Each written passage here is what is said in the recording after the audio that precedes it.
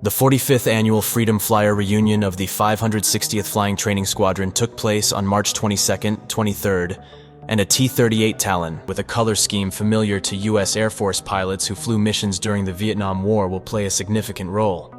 At Joint Base San Antonio Randolph, it will continue to be a sight to behold. One of the T-38Cs belonging to the 560th FTS has been repainted to resemble the F-4 Phantom II from the Vietnam War, which many USAF pilots were flying when they were shot down over North Vietnam and taken to prisoner of war camps. The F-4 Phantom II's original colors were gray, green, and tan. The T-38 was specifically painted for this year's reunion, said Major Will Harris, 45th Freedom Flyer Reunion Director. It will be a central piece in the Freedom Flights of 3 ex-POWs on March 22nd. It will also be on display at the reunion's wreath-laying ceremony at Washington Circle the next day. According to Harris, 560th FTS Director of Standards and Evaluations, the idea to paint one of the T-38s like the F-4 originated from a squadron discussion about the freedom flyers in Vietnam, as stated by Robert Getz, 502nd Air Base Wing Public Affairs, in the article T-38C dons F-4's colors for the role during Freedom Flyer Reunion. We have numerous pictures of Vietnam-era aircraft in our squadron as part of our Freedom Hall. And as we discussed the aircraft of the era, we started talking about how cool the paint scheme looked and mentioned how awesome it would look on a T-38, he pointed out. Harris gave the 560th FTS instructor pilot, Lieutenant Colonel Dennis Hargis, credit for realizing the vision. The procedure was started when Hargis sent the plan to Lieutenant Colonel Jonathan Elza, commander of the 560th FTS. Lieutenant Colonel Elza was completely supportive, and the email was sent up. So from inception to execution was literally 2 days, Harris said.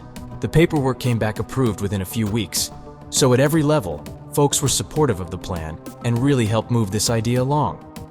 The corrosion control team of the 12th Maintenance Group was tasked with changing the T-38's colors, and they concluded the job on March 3rd after receiving the aircraft on February 23rd.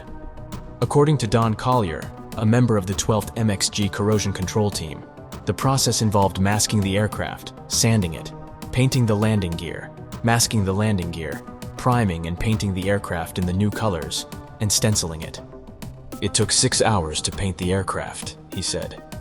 A normal paint job on a T-38 takes about 2 hours. According to Collier, the painters attempted to replicate the F-4's camouflage pattern using a schematic from an outdated technical order.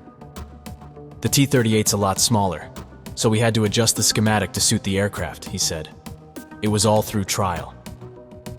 The project's corrosion control team also included Mario Taran, Neil Orlowski, John Esquivel, and Martin Herrera, in addition to Collier.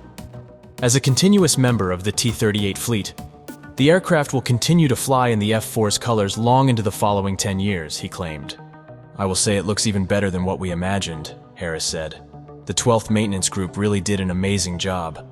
The work that they put into the aircraft really makes it a fitting tribute to the men and women of the Vietnam era who sacrificed so much for this nation. The reimagined T-38, according to Harris, was the perfect centerpiece for the reunion.